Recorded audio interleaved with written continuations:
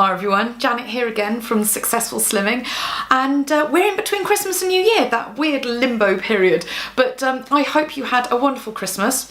We did, lots of fun, laughter, presents and plenty of food, I have to admit it, but you know what? I'm human, we all are, and a lot of the time there's so many nice things around, and I'll be honest with you, I have eaten to excess and I've enjoyed it, but I did it knowing that I was in control, knowing that actually I was going to really go for it and enjoy it, but actually that I was going to get back on track afterwards, and that's what this is about.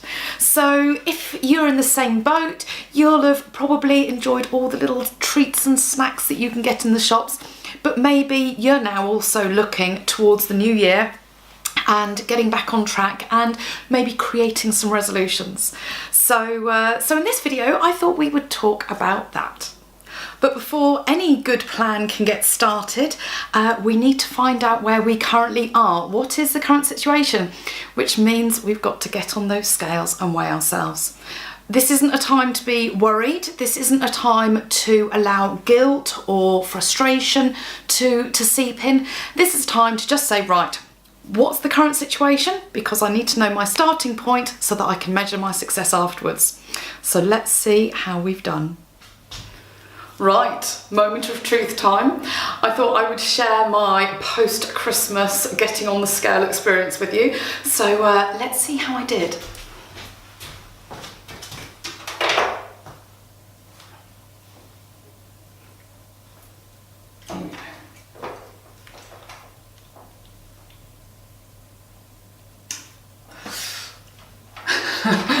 Okay, well, I've put on £4. And you know what? I enjoyed every single one of those £4 that went on over Christmas. But I know from experience that how you handle these periods where maybe you've gone up, how you handle that and what your reaction is towards that, that's what's going to determine long-term success. So it's all about how you think about it. So let's explore that a little bit further. Okay, well, £4 for me, and like I said upstairs, I enjoyed every pound of it, and I'm not going to feel guilty, because the moment we allow a guilt or frustration to seep in, that's when actually it can bring our self-esteem down, and we can allow self-sabotage to take over, because we can get into that mindset that says, well, I've ruined it all now, what's the point, you know, and the number of times I've done that. But the only way that we're going to achieve long-term success is if you stick at it, you just keep going. And actually, if you plan in advance and say, no, you know, like I did, I knew that I was going to have a Christmas where I, you know, didn't restrict myself and I did eat all the little goodies and bits and bobs. And I expected to put some weight on, but that's part of the plan. So I don't feel guilty. It doesn't have that control over me, and that's really important. So how we react is absolutely crucial. So if you're in this group, you already know the plan. You already know the system of the 4 golden rules: to eat when you're hungry, to eat what you want to eat every mouthful slowly, consciously and enjoy it, and the 4th one, to stop when you're full. So you already know that.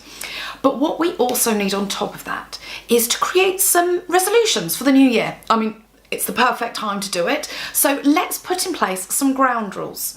So let's say our first rule that we're going to put in place, my first big tip actually, is when you go shopping, is to only go shopping after you've just eaten a full meal. Now, have you ever been shopping when you're starving hungry? Yes?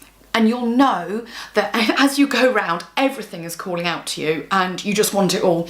Because your mind, because it's hungry, your mind is considering all of those different options in a much more attractive way. It's like they've all got neon lights on. But have you ever just, you know, say gone out for a meal or been, I mean, for me it was a couple of nights ago, we went out for a meal. And immediately after eating, somebody said, oh, what are you going to eat tomorrow? It was something like that. And I thought, oh God, I can't even think about food at the moment. And that's because when you're full and you're satisfied, your brain isn't working to try and work out what it wants and what's exciting and what's nice. And if you're not hungry, actually it's much, much easier to make strong, good, solid decisions. So I always used to go food shopping straight from work. So when I would leave work, I would go to the supermarket on my way back home, and I would inevitably be hungry. I'd probably open something whilst I was walking around. But now I absolutely 100% never, ever do that. I always shop after I've eaten a meal, and I always shop from a list. Those are two really, really massive things. So if you can make those part of your resolution, then you're well on the way to success with those. If you have one, eat at a table. It makes it so much easier to eat mindfully and consciously because you can put your knife and fork down. If you don't have that, but in either case, whatever situation you're in, don't have the television on. You really need to be able to eat mindfully, consciously, thinking of every mouthful. And this is so crucial to the success of this program. I mean, I've always said, and I really do believe it, it's probably the most important step, because by eating slowly and enjoying every mouthful, you are going to hear when you're full, and you can just put the knife and fork down. But what I would say, if you struggle with eating consciously and you actually do find that you overeat, then set yourself a safety net. And by that, what I mean is, don't serve yourself a large portion to start with. First of all, get yourself a smaller plate. I always eat from a smaller plate nowadays. So a smaller plate, and put less on than you would normally put on your plate. Less than you think you're going to want to eat.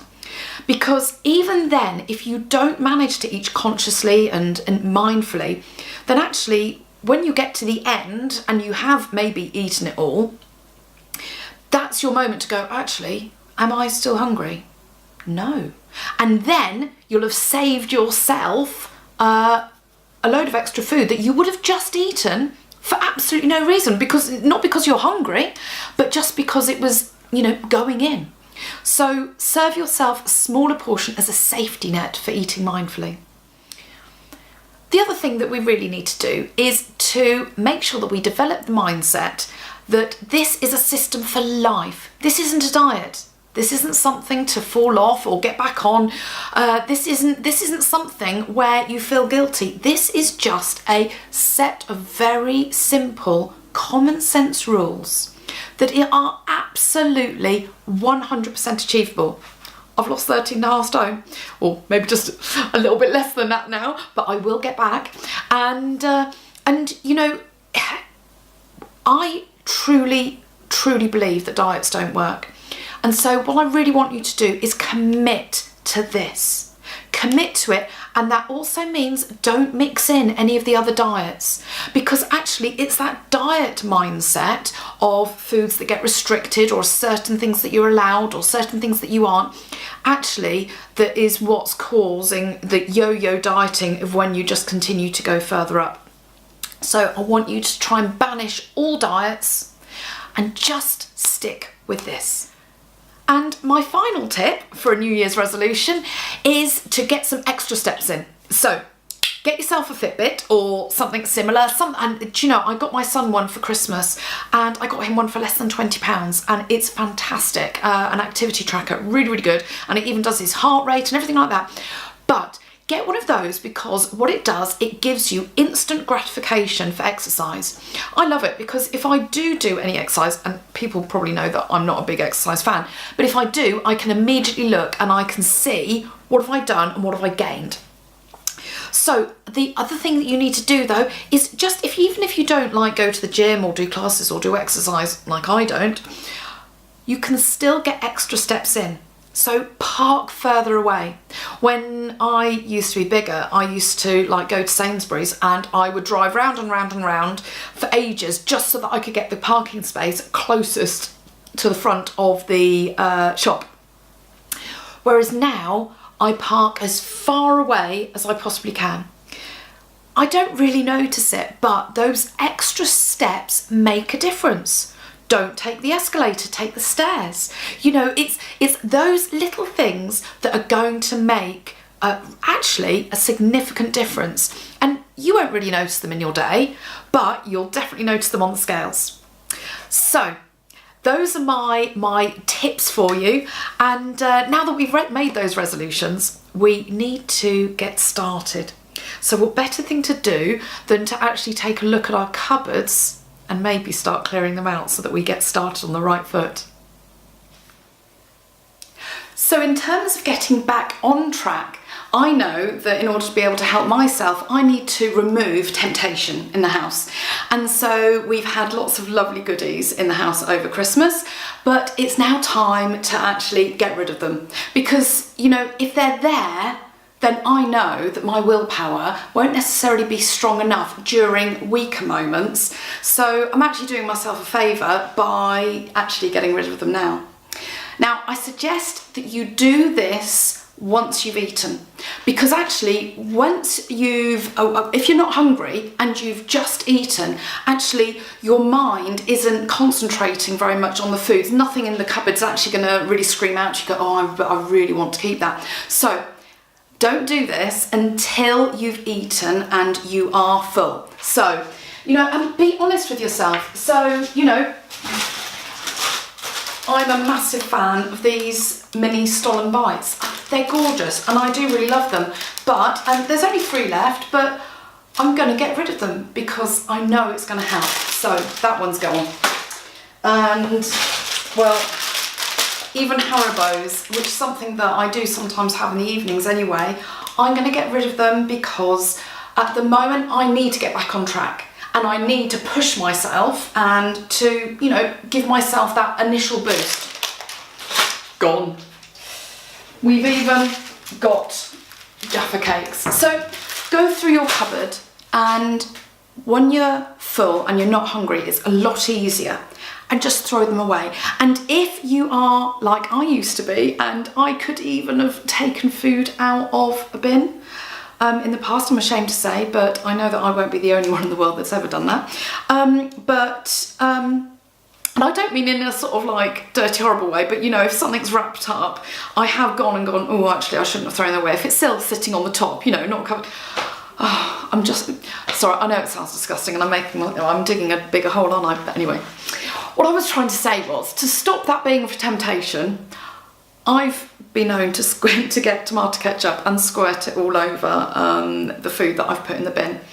You know, by soiling it, by damaging it, it just stops any temptation. And at the end of the day, we've got to do these things to help ourselves. So get into the kitchen and do the same. And it means if it's not in the kitchen, then during a weak moment, you're not going to be faced with having to struggle with it. You know, at the end of the day, we've only got one body. And I know that you want to treat yours better and lose weight, which is why you're here. That's why we're all here, isn't it? You know, we've got to stop looking at weight loss systems as restrictive, as difficult. We've actually got to start recognising that that's not what it is. It's about being good and kind to yourself and giving yourself the best possible chance of success. So, go clear out your cupboards. Take away any of the guilt and just get back on track and just keep going. Let's make 2018 the year that you really do succeed. So stick at it, stick with me, have a great new year, and I will see you soon. Take care then, bye-bye.